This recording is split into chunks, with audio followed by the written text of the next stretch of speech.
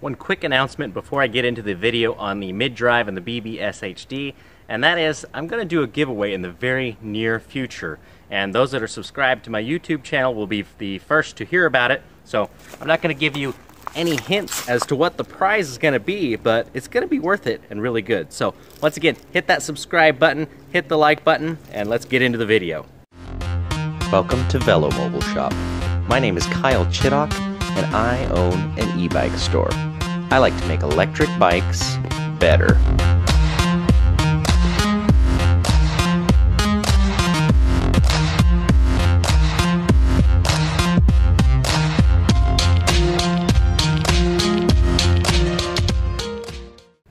Hey everybody, instead of inside in the studio, I'm outside because it's a nice sunny October day, and that's where electric bikes should be.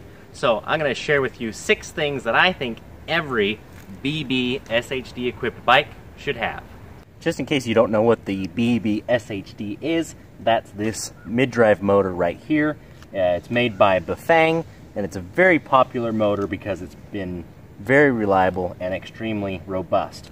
And typically they will say it's rated at 1000 watts, but it does have a 30 amp controller, so at a 48 or a 52 volt battery, you're anywhere from 14 to about 1500 watts at maximum power. One of the questions you're sure to ask is how fast will it go? And of course that's going to depend on the gearing since it is a mid-drive motor. But on this particular bike this morning I did a quick test on flat ground with the speed unlocked, and it was 36.6 miles per hour. So now that we've got those basic questions out of the way, let's go on to number 1. Gears. If you're running a mid-drive motor, you might as well get as much power out of it as you can. So I have a 10-speed setup here using the Shimano Dior components, and that way we can get that top 36 mile per hour plus speed I mentioned, and we also have enough torque to climb any hill that we come across.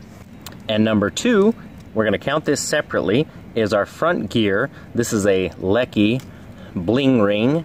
So this gear is CNC machine cut, and it's very precise. The tooth profile is much better than the stock Bafang unit. And then on some frames you run into an offset problem where the chain is not properly lined up with the cassette in the back. So this does 2 things. It keeps our chain on nice and tight all the time, and by tight I don't mean that the chain itself is tight and pulling here, just that the teeth are actually hanging onto this chain all the way around. So if you're going on trails, you don't have to worry about that falling off. And the second advantage is that you can get them in different numbers of teeth, so you can gear this for more speed or for more torque.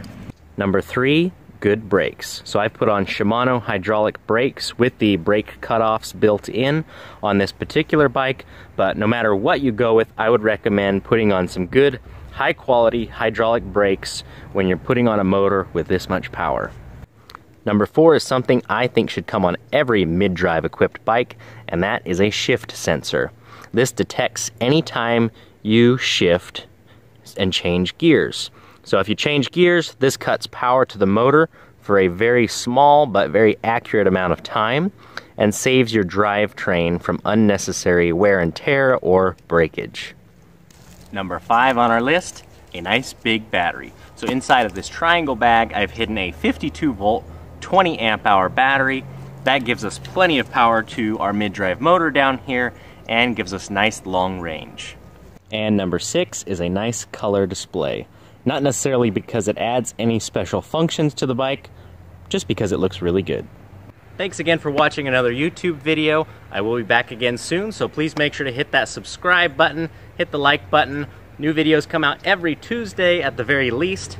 And once again, a giveaway for a very cool prize is coming up. Not telling anybody what it is, but there might be some hints lying around here and there.